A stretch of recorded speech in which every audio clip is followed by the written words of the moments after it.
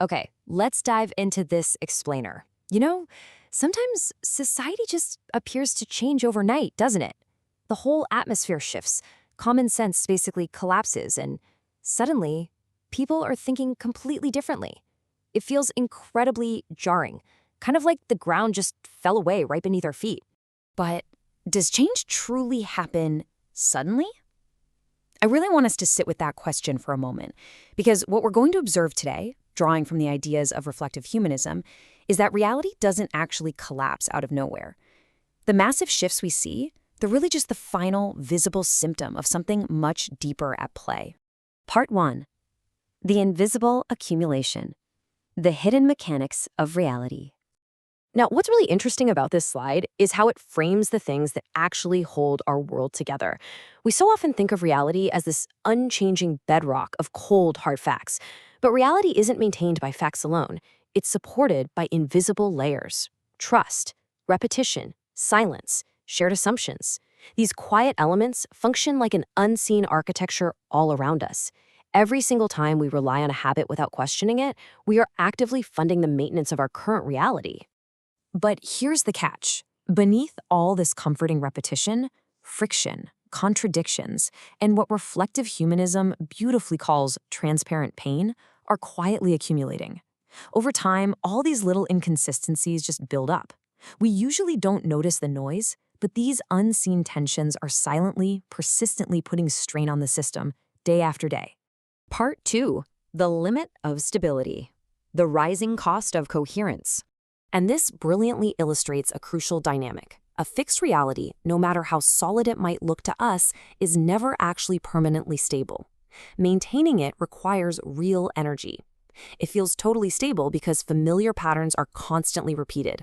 But as those hidden contradictions increase, the cost of keeping everything looking coherent rises drastically. We end up paying a higher and higher energetic price just to hide the friction.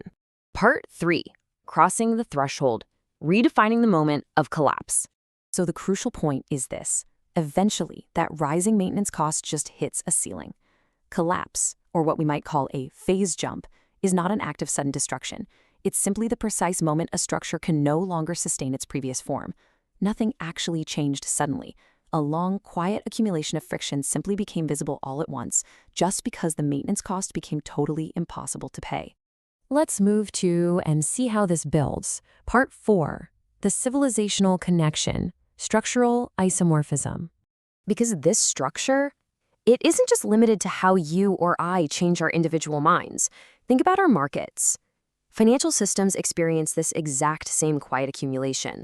For years, invisible risks build up unseen beneath the surface, until seemingly out of nowhere, a massive crash.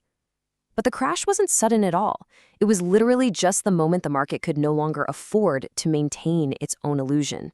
And you can look at governments and major institutions too. Major policy reversals or a sudden loss of public trust often appear to happen overnight, right? But they follow this identical pattern.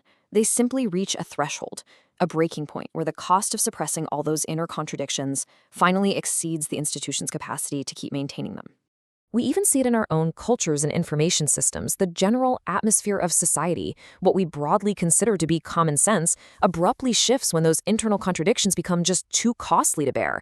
What looks to us like a sudden, radical social revolution is actually a phase jump. It's a long overdue release of that transparent pain we talked about earlier. Many realities exist not because they are objectively true, but because they are still maintainable. I really want to let that sink in for a second. What we tend to view as absolute truth is, in so many cases, just a structure that hasn't yet exhausted its energy. We are living within realities that are supported by maintenance, not just by objective facts. So, if collapse isn't some sudden, fiery explosion, but merely the visible limit of our ability to maintain a facade, what tensions have we been overlooking for a long time? What friction is quietly accumulating beneath the surface of your own reality right now?